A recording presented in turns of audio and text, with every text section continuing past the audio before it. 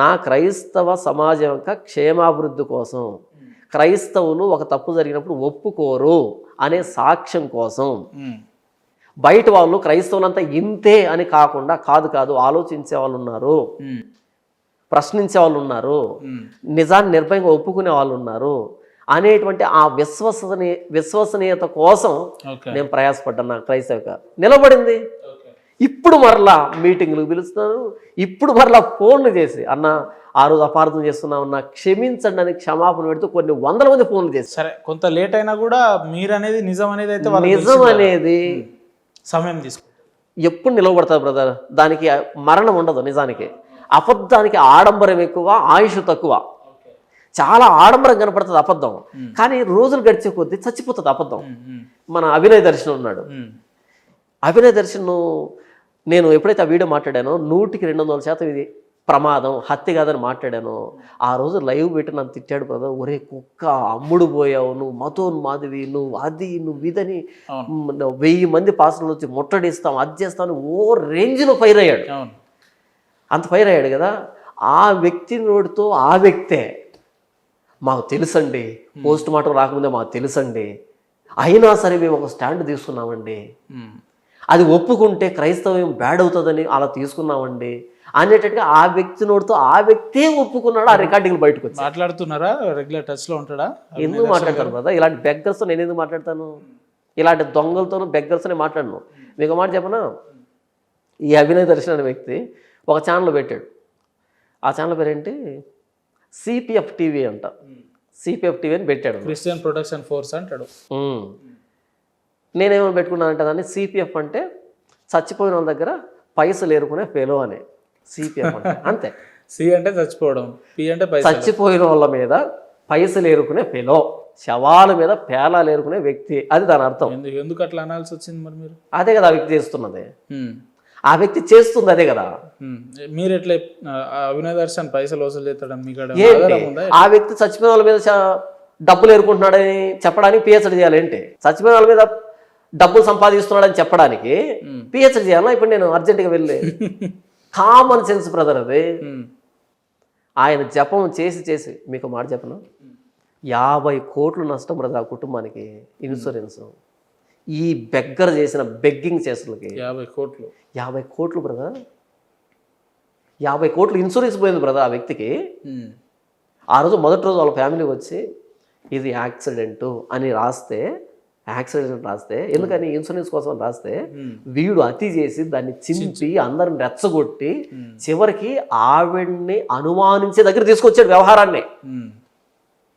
భార్య సహకరించట్లేదంటే ఏదో ఉంది ఇక్కడ అనేటట్టుగా బయట వాళ్ళకు పోర్ట్రే చేసి దాన్ని చిత్రీకరించి ఆవిడ బలవంతంగా పోస్ట్ మార్టంకు అంగీకరించేటట్టుగా చేసి ఆ పోస్ట్ మార్టం రిపోర్ట్ అంతా ప్రపంచమంతా తెలిసేటట్టుగా 50 కోట్లు నష్టం బ్రదర్. ఈ బెగ్గర్ చేసిన పనికి మాటిమాటికి బెగ్గర్ అని అనకండి, వినడానికి కూడా మరి బెగ్గింగ్ చేసే వాళ్ళు ఏమంటారు బ్రదర్? ఐఏఎస్ ఆఫీసర్ అంటారా? ఆయన పాస్టర్ అంటున్నాడు, పొద్దున్న లేస్తే బైబిల్ వినండి. బెగ్గింగ్ చేసే వాళ్ళని బెగ్గర్ అంటారు, అది వాళ్ళ పదము. మరి పాస్టర్లను ఏమంటారు? పాస్టర్ అంటారు. ఆయన పాస్టర్ అనే అంటున్నాడు. అభినయ చేసిన పాస్టర్ అని ఆ వ్యక్తి ఆ కాల్ రికార్డింగ్ ఏమన్నాడు, నాకు చర్చ లేదు అన్నాడు.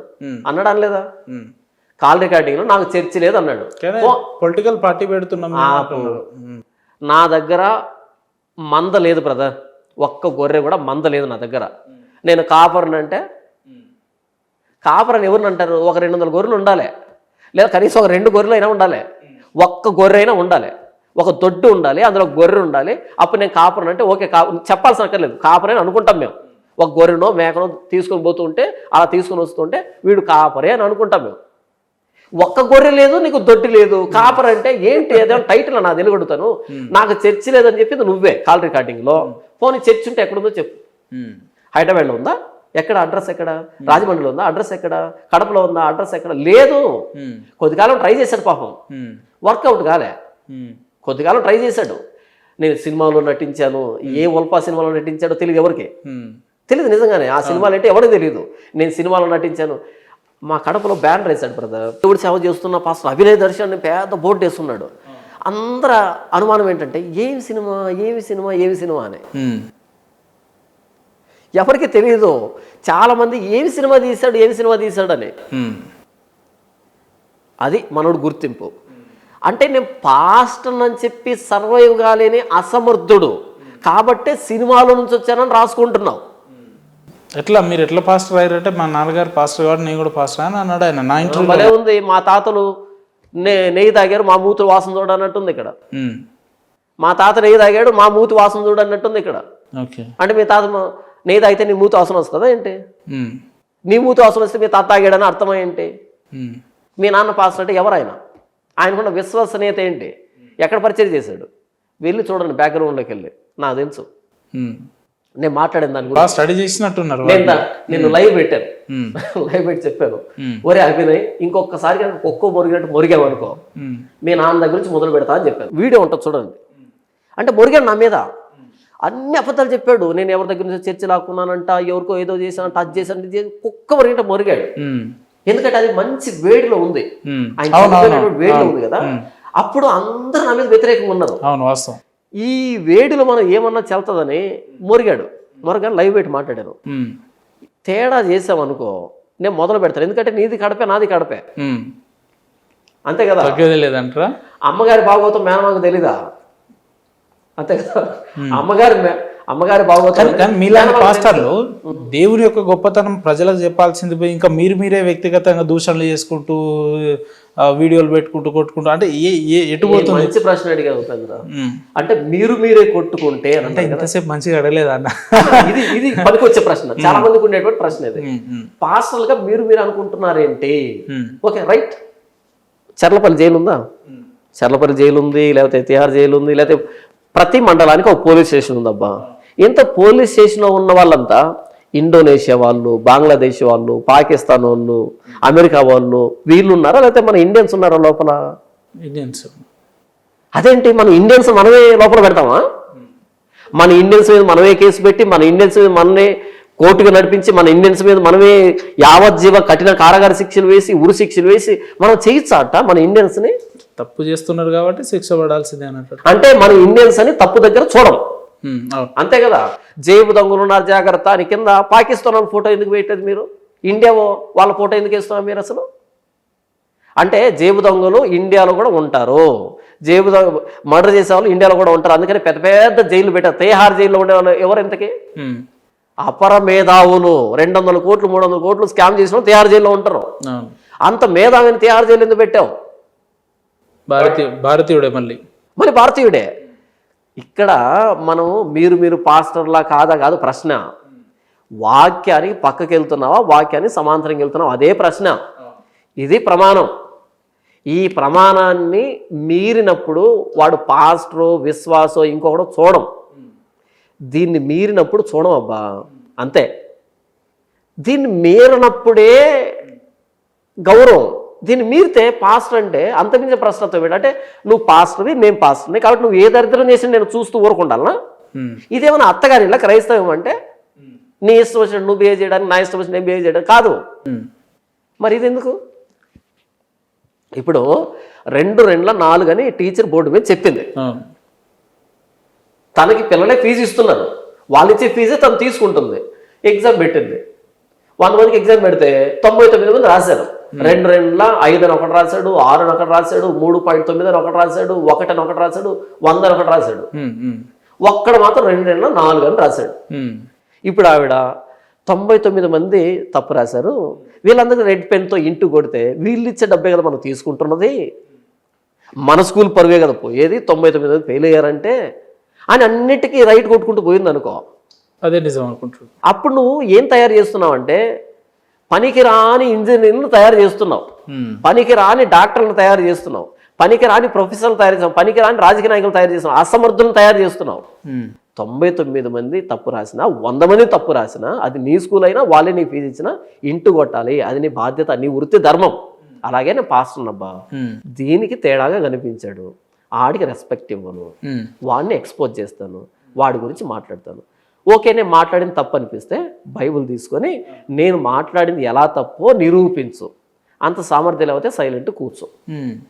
అంతేగాని పాస్టర్లే అంటే అనకూడదా? పాస్టర్లు అనకూడదా?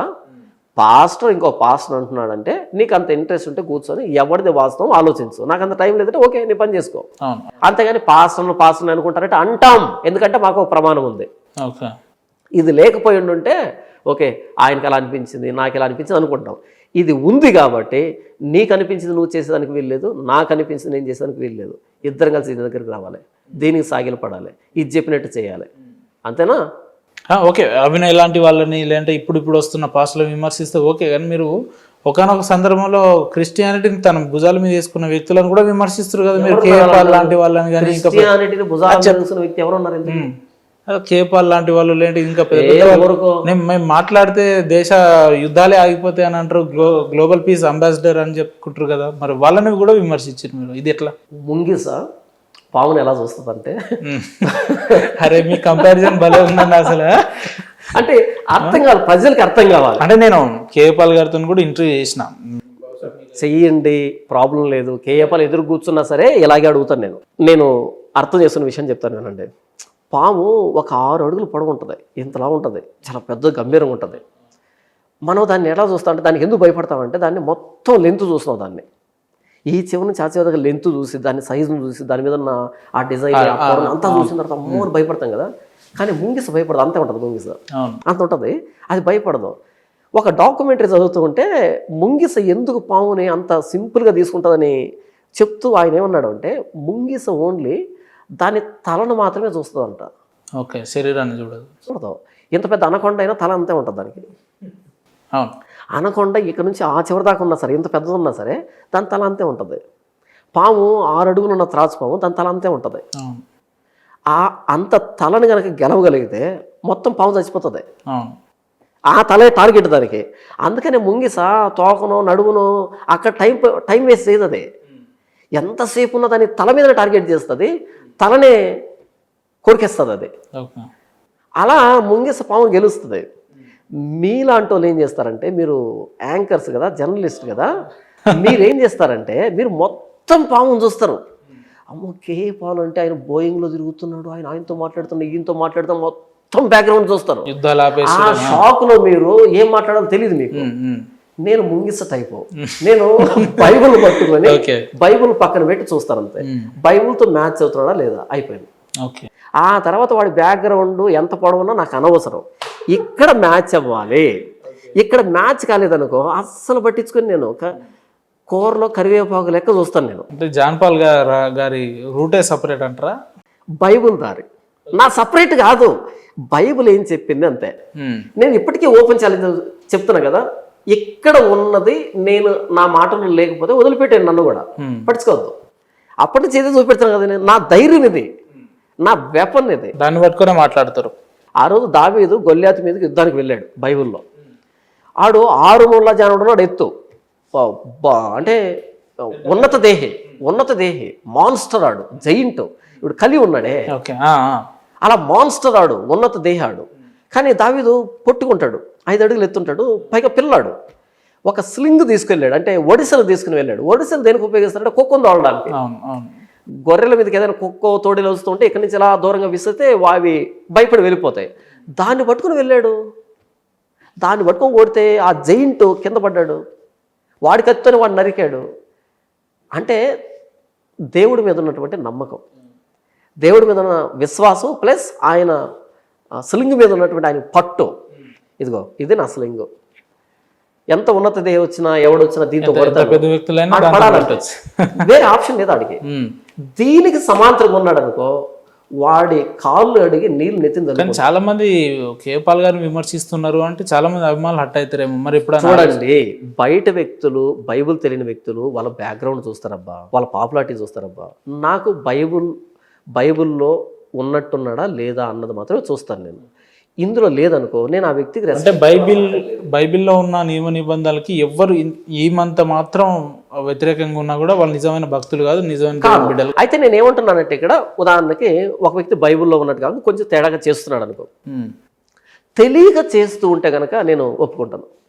తెలియదు చేస్తున్నాడని తెలుసుకునే అవకాశం ఉండి అది నీ చెవి దాకా వచ్చి ఇప్పటికే కొనసాగుతున్నావు అనుకో మార్చుకోకుండా, అప్పుడు వ్యతిరేకిస్తాను. అందరికి అన్ని విషయాలు తెలియదు బ్రదర్, కాబట్టి కొన్ని సొంత ప్రయత్నాలు చేయొచ్చు, నేనేం తప్పు పట్టను.